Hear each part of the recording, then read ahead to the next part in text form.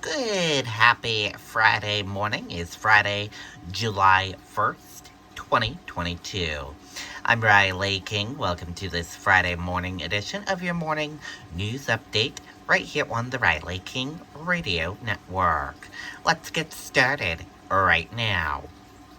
First up, 3 additional COVID 19 deaths announced. To the pandemic tonight, the state is announcing 290 new cases of COVID-19 confirmed through medical facilities. That does not include at-home testing. COVID-positive hospitalizations are down to 64 tonight, the fewest since mid-April. Only 15 of those are receiving COVID-specific treatment. There are also 3 new deaths to report. Okay, there you go on that video and that report. Injured Manchester fire captain returns to work. Let's take a listen to that video from WMUR News 9. It was pretty surreal coming in Monday morning. Almost 8 months ago, if you would have told me I would have been back this soon, I probably wouldn't have believed you. Captain Steve DeRusso is back full-time with the Manchester Fire Department nearly 8 months after he almost lost his life. It's been a humbling experience, to say the least. Back in November, DeRusso was badly burned while saving people from the upper floors of an apartment fire when a flashover occurred, forcing him to bail out a window. However, the captain's air pack got caught on a ladder, trapping him while the flames burned through his protective gear. He was hanging from the ladder, realized that it wasn't a good situation. I climbed up the ladder to try and assist him. Wasn't able to assist him on getting untangled. It felt like forever. But when I started falling, that was the best feeling I ever had. I remember vividly thinking I have a chance now. Luckily for DeRusso, another firefighter, Josh Charpentier, was able to save his life by knocking the ladder down, sending the captain tumbling to the ground. Steve was on fire from head to toe.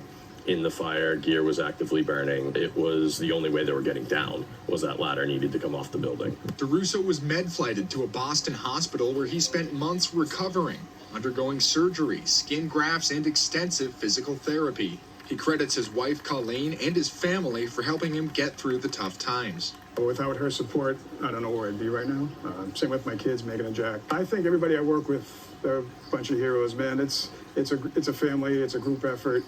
It's not one person. And Captain DeRusso credits his brothers with the Manchester Fire Department for saving his life. He expects to do a few more weeks of rehab and administrative work here in the department before finally getting back on his truck and doing the thing he loves most, fighting fires. We're live in Manchester tonight. Scott Cook, WMUR News. Okay, there you go on that video and that report.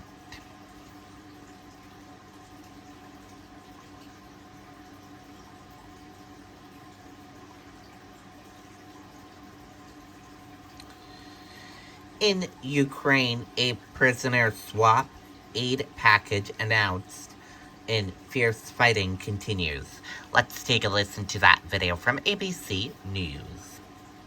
Once I did tell my story, and the whole world knew about it. We're still fighting for equality. We're still fighting for respect. We get a chance to play something that we've always wanted to play. The war in Ukraine, the family of one of the American veterans in custody of Russian-backed separatists now telling ABC News his captors want to make a deal. It comes as Ukrainian forces have scored a victory, retaking Snake Island, a strategic spot in the Black Sea. ABC's James Longman on the coast of Odessa tonight. Tonight, the family of American Alex Druki, who was taken by Russian-backed separatists in Ukraine, tell ABC News his captors want to make a deal. The people who have him are very, very eager to negotiate his release. The U.S. Embassy in Kyiv today is saying we are seeking to learn as much as we can and are in touch with the families. But the U.S. doesn't recognize the breakaway regions as legal entities, so formal negotiations are unlikely. And tonight, a symbol of Ukrainian resistance reclaimed from Russia. Snake Island is the strategic outpost in the Black Sea, occupied by Russia since February 24. Defenders of the island at the time became national heroes for responding to Russian calls to surrender with an expletive. Well, today, Ukraine bombed them off the island. Satellite imagery confirming Putin's forces have retreated. These images, provided by the Ukrainian Ministry of Defense, show artillery striking the island June 21. It may be that the threat of new long-range missile systems like the US HIMARS that are now arriving in this country may have been part of Russia's calculations to leave Snake Island. Whit. All right, James, thank you. Hi, everyone. Okay, and there you go on that video and that report. That does it for this morning edition of your morning news update right here on the Riley King Radio Network. Thank you for tuning in and listening. Have a great day, everyone, and goodbye.